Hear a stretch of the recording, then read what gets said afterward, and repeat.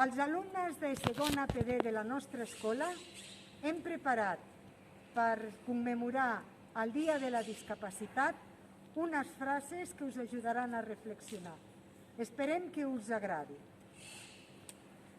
La meva capacitat és més gran que la meva discapacitat. La única discapacidad en la vida es una mala actitud. Capacidades diferentes, possibilitats infinites. La discapacitat és la nostra incapacitat per comprendre que tothom tenim capacitats diferents. Y la discapacidad no te define, sino lo que haces ante los desafíos que la discapacidad te presenta.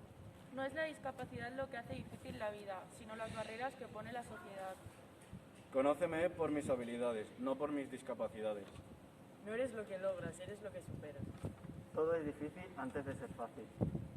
Endavant. Hola a todos.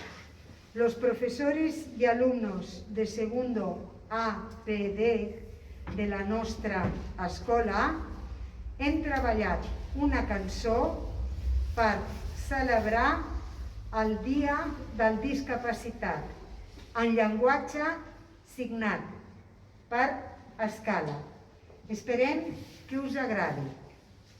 Endavant.